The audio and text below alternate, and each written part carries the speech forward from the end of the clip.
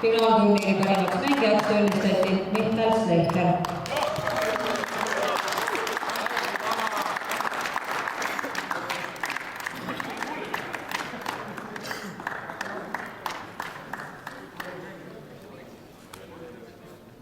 Palju õnne kulla puhul.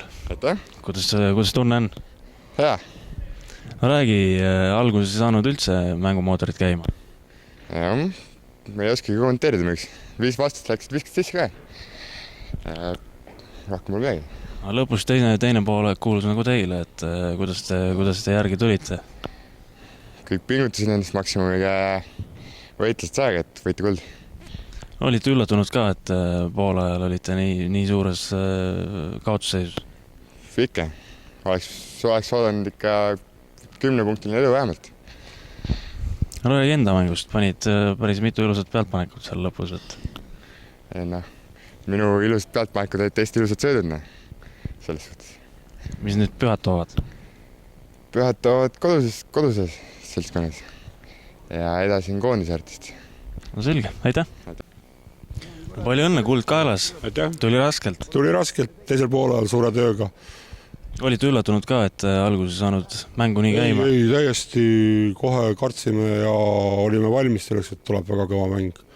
Ja kuna meie põhimängujuhid on mõlemad rivist väljas, üks on kipsist, teine on 4 kuud rivist väljas, siis me oleme oma mängujuhtidega positsiooniga hetkel väga hädas.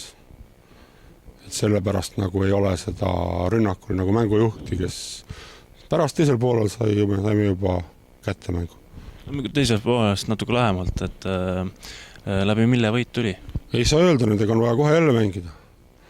Ma ütleks küll, aga ma ei saa öelda. Ma siis, kui hooaeg ära lõpeb, siis ütlen, millega järgi võit tuleb. Selge pilt. Mis nüüd pühad toovad? Pühad toovad 27-8 harjutamine, 29 suurele Kalevile kaasalamine Rakveres, 29 ja uuel kuul jälle 3. harjutama. Selge, edu, aitäh! Roel Kuurov. Jakko Kool.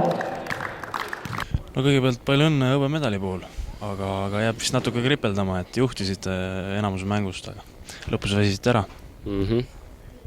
Oli küll siuke lugu, et põhitagamängija läks välja 5 veaga 4. veerandi alguses ja oli kõik, et keegi ei suutnud mängu kombineerida ja olnud siukest, kes palli hoiaks ilusti ja kõik lagunes. Viskeid ka ei suutnud sisse panna. No alguses saite kohe minema, et olite üllatunud ka, et juhtisite nii pikalt siin kuni teise poole lõpuni. No, muidugi olime üllatunud, et me oleme üldse terve esimese poole aasta peale nagu üllatunud, et me siukeseid mänge oleme teinud nii suurte meeste vastu või mängijate vastu, et meil on nagu pikkust on nii vähe, jõudu on palju vähem, aga õnneks nagu siuke meeskonnatöö on hea ja ainus miinus on see, et nagu mängijaid on vähe, et meil on ainult mingi 6-7 mängijad, kes suudavad nagu vahetusest tulla ja korralikult nagu mängida. Trenni tehakse nagu selle A-klassi meeskonnaga vähe, et võiks nagu rohkem koos trenni olla, et siis oleks parem. Poolfinaalis lülitasitegi Pärnu välja ja nüüd esinesite hästi, et ma saan aru, teil on meeskonnas ka palju nooremaid, et järgmine aasta jooksite kõigist üle? Ei, ma ei tea, kas just jookseme üle, sellepärast, et ülejäänud, kes meil on 93-sid, meil ei ole üldse, et meil on 94-d 3 tükki, kes mängivad hästi ja siis on ülejäänud 92. Et järgmine aasta võib ka sama raskeks minna, et ei saa midagi öelda. Kuidas enda mänguga rahule jäid?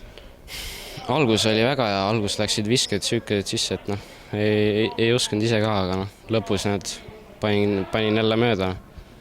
Tegin paar lolli pallikaotust ja oligi. No aga järgmiste kohtumisteni!